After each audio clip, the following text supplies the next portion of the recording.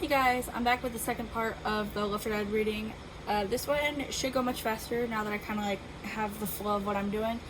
This is Francis's point of view. Again, I'll link down my Ingot profile and the story I'm reading down below. The others are all going to also be on my account, so if you want to follow along, click the links. I'm stupid, I'm sorry. I felt Crystal climb out of bed next to me. She moved quietly, but she still managed to wake me. How rude. I wasn't going to say anything though. She had to make breakfast for the kids and me. So, Francis, I hate him a little bit. Instead, I rolled over and closed my eyes, not being able to fall back asleep. I sighed and stood up, glancing around our room. We got married in 1986, and Wade was born 3 years later. We ended up having Zoe barely a year later, and Lizzie was born in 93. Lizzie is my favorite, though she looks like her mom. Well, she's Crystal's eyes. Wade looks like me, and he acts just like me too. I don't know if I should be proud of him or not, though.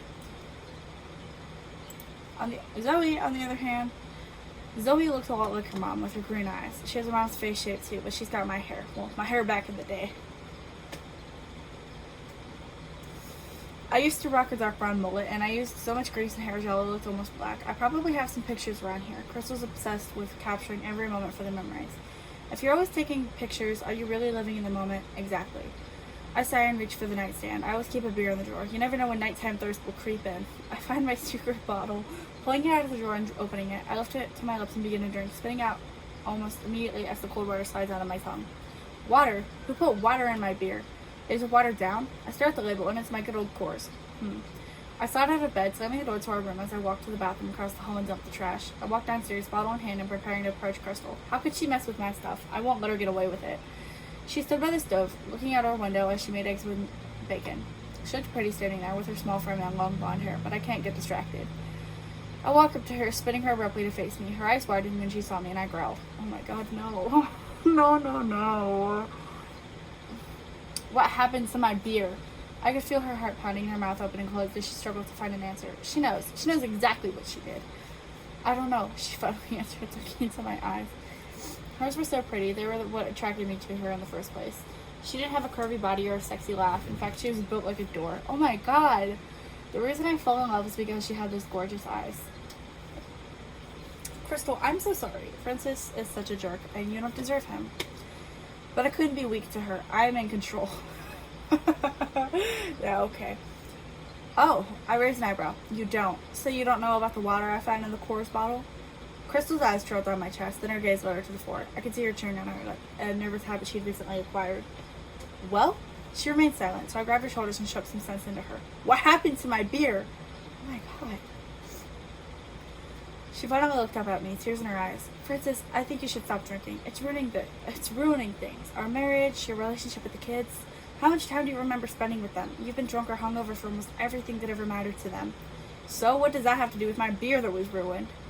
Francis, I dumped the beer for water. I want you to sober up. Please, you don't have much time to fix things with your kids. Wade is already grown, Zoe is almost there, and Lizzie's growing fast. Why does it matter? I snapped, turning and walking over to the fridge. Sure enough, my box of Coors was there. I pick a can up and crack it open, looking over at Crystal again. She just stared at the floor. She stared at the floor, refusing to meet my eyes. Her lip quivered a little and she turned back to the stove, finishing breakfast. I sit at the table, sipping my cold beer as she gets dishes. She goes into the bathroom and I hear water running. I roll my eyes. I don't know why she's always such a crybaby. Whenever we argue, she cries. Oh my god. Oh, not funny. But this, I should probably mention that whenever something sad happens, I am terrible at consoling people, so I just try to make them laugh. Most of the time I do succeed, but I'm not good at giving hugs and stuff.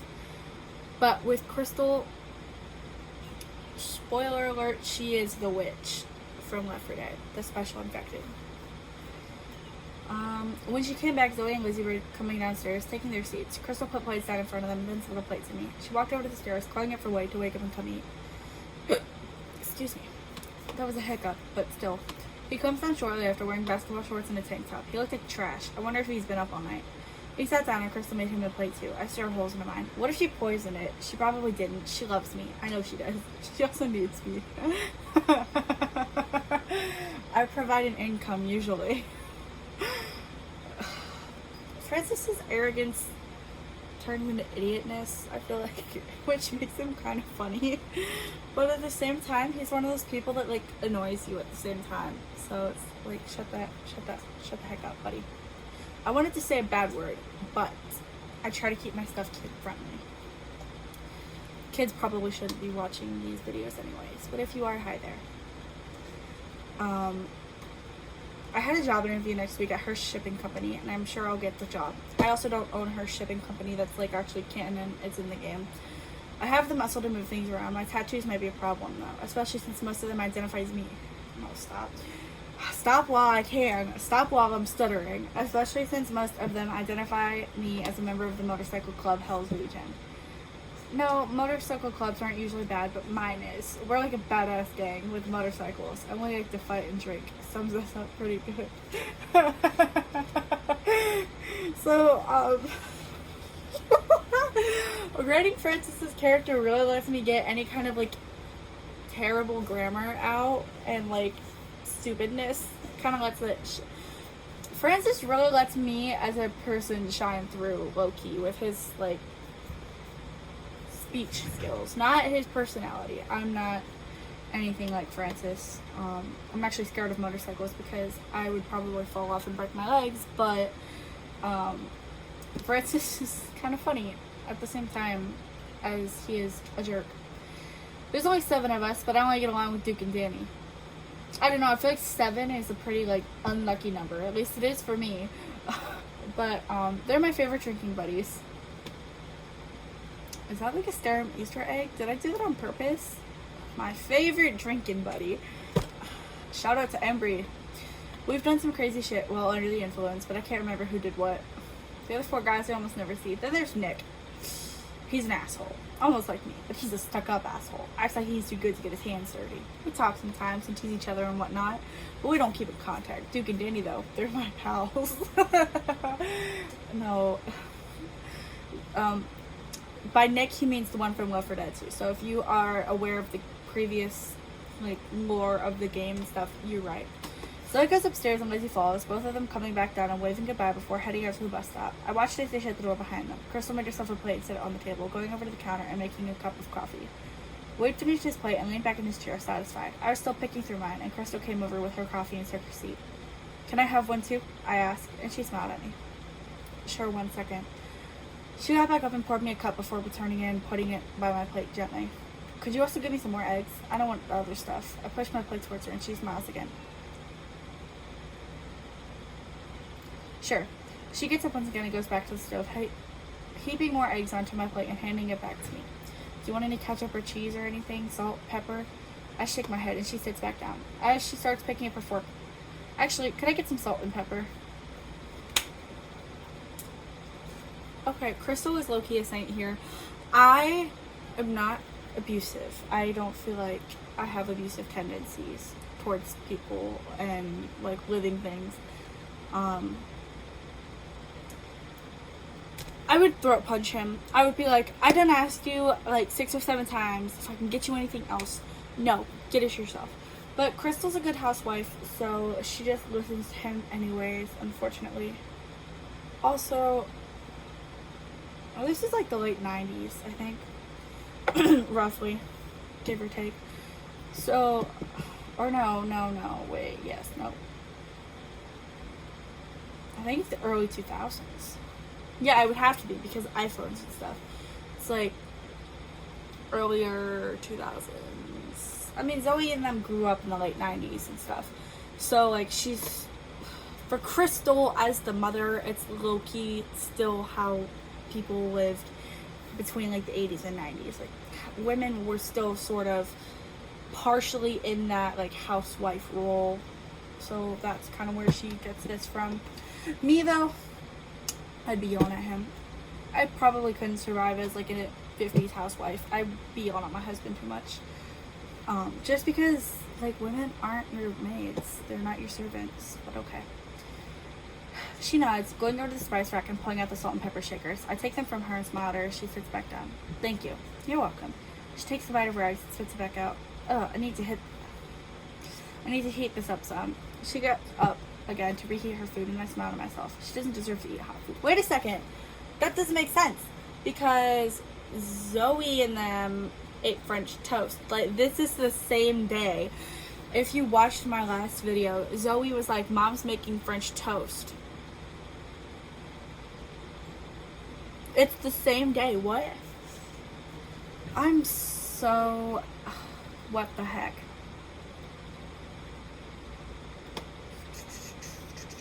Now I gotta like go highlight it so that way I know I have to fix it because she was making French toast. I mean, she could make eggs and bacon for Francis and Wade, but it's supposed to be French toast. Okay. Also, side note, I kind of hate how,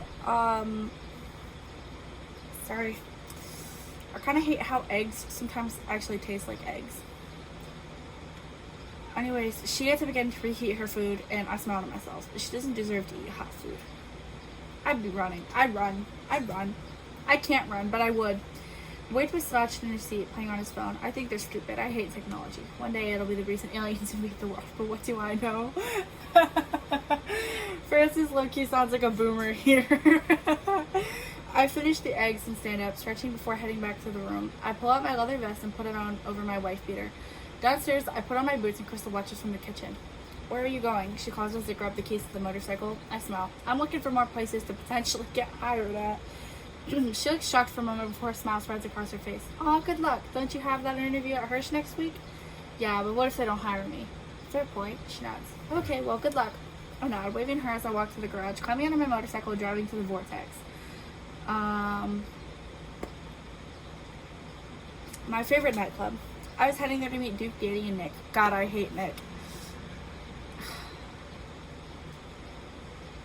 I pull into the parking lot, finding a spot next to the boys' motorcycles. Not Nick's. He drives a 1980 Chevrolet. I'm gonna say this wrong. I'm not gonna say it. He just drives a 1980 Chevrolet. You make it up. I don't want to embarrass myself. If you read the book, you'll know. But I also don't want to embarrass myself and say it wrong.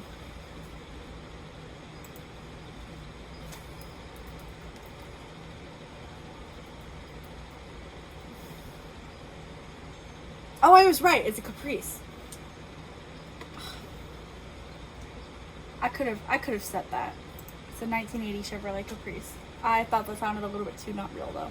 I definitely didn't think it was like Caprice or anything, or Caprice, but like I also feel like I might be wrong. I've said too many things wrong to get it held against me, like some kind of blackmail. He keeps it in nice condition, and he got it from his father. The only good thing he got from his dad. I take my sunglasses off and put them into my vest. I strut into the bar and see the boys crowded around a table on the back near the strippers. One of my favorite things.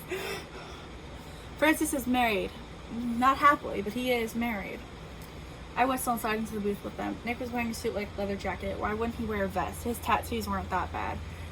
Danny and Duke both had cores in front of them, and Nick had a margarita, and I waited patiently for the hot waitress to make her way over to me. Oh my god. Francis embarrasses me.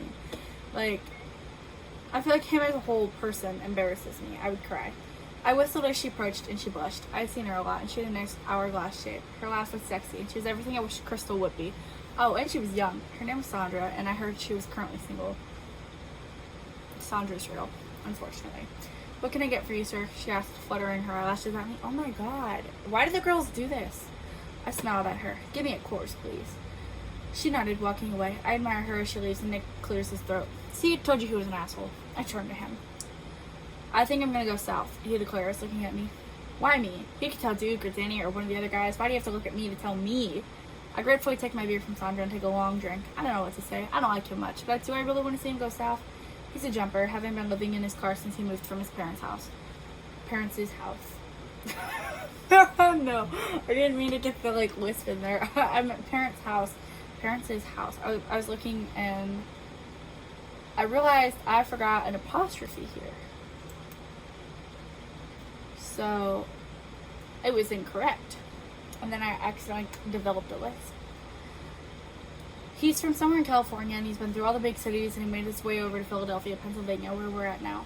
Now he wants to go south. South? What's down there for him? When I put my drink down, I raise my eyebrow. South, you say? What's there for you? Nick shrugs. I met a girl. I like her. We've been talking for quite some time now, and I think I'm going to marry her. thing is, I want to be closer. No, she's not a catfish. I met her a couple times. She's hot, and she's everything I asked God for.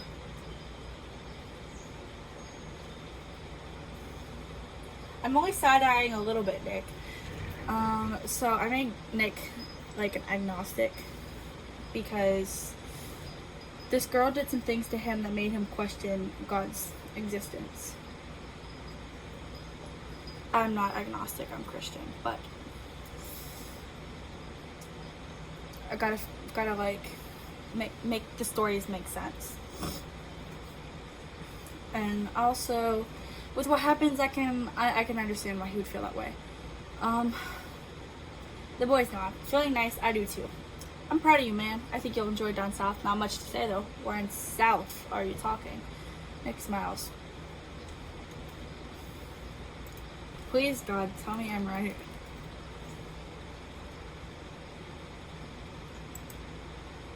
So, I feel like I may have made an error.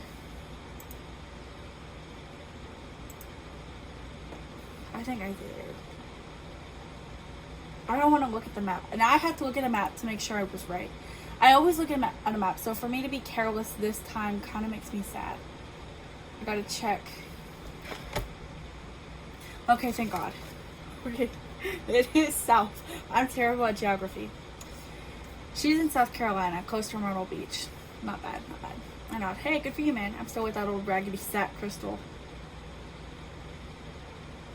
The audacity of this man. Danny lets out a low whistle and Duke looks at the table. They don't always feel comfortable with how I feel about Crystal, but our marriage is missing something. Love. Dang, just leave her at that point. Nick nods. Yeah, I think you got a good woman, though. I mean, she birthed your children, she raised them, she takes care of you. I'm 34 and look where I am, still looking. Who knows, I might not find someone. That's an L for you, Nick. I'm just kidding, no. You get your somewhat happy ending. I nod. I'm sure you can find someone. Someone's out there somewhere. Nick nods. I think it's her. Oh, buddy. Oh, buddy.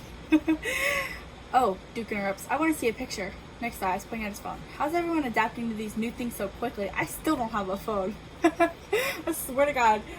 Francis, I'm pretty sure he's a millennial, but no, wait, he might be a boomer. No, he is a boomer.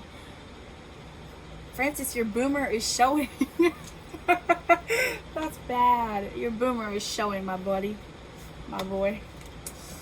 Here, he flipped his phone, and on the screen was a hot blonde with a nice body. Her eyes were a pretty shade of blue, and she had a slight tan. I whistle. She's hot, man. She's taken, man. Nick shoots back, putting his phone away and finishing his margarita. She has a house, and I'm moving in when I get down there. She's more than happy to have someone share her house. Also, I already got my job transferred to a shop down there, and I'll be settling in. My boy, you got a job? We nod, and I don't know if we nod. I don't know if I'm ready to lose Nick. Not if he's moving down to some Carolina for a hot, probably young blonde. Maybe I'm a little jealous. He gets the hot blondes, and I get the old, used, saggy blondes. Oh my God, the audacity of him. Crystal's my high school sweetheart, though, so I guess I'm the one who used her. That's not funny, but it kind of is. Yeah, well, buddy, you get what you get, and you don't throw a fit. And you know, Crystal's awesome, so I'm on Team Crystal. What's her name? I ask Kayla, and she wants kids, like as soon as we're married. Trying to lock you in. Danny laughs. I don't think I'm ready. I laugh. I'm only a year older than Nick, but I've also.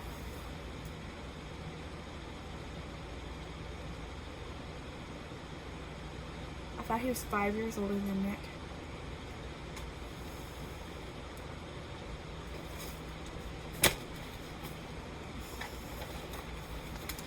This back half is filled with my notes.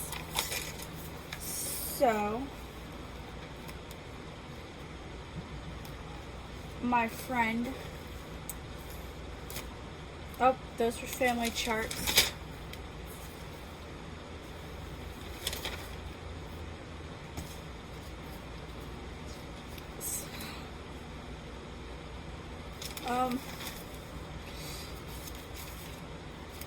The only problem with this big long list is the fact, there we go.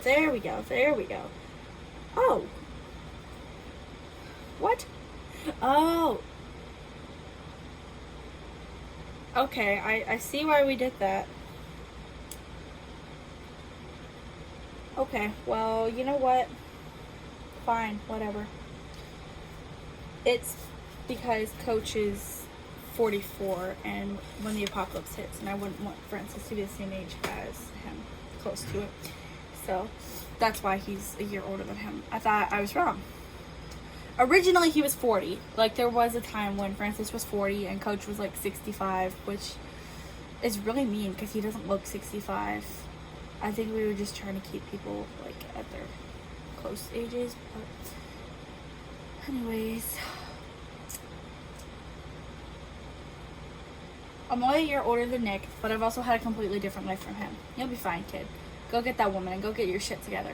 He nods, standing up and waving goodbye as he walks out the door. I watch him go. I'm gonna miss that asshole. Okay. Reading that out loud, that sounds a little suspicious. It is not the way it sounds. Asshole as in like a name. But that's all for Francis. I'm not a fan of him, if you can't tell. Like, he's funny, but he's also such a jerk. I would hate him so much if I knew somebody like that in real life. It's always funny when it's fictional and not real, but like when you actually meet it, it's not cool. So that was Francis for you. I hope to see you next week for Lewis's point of view. Thanks for watching. Bye-bye.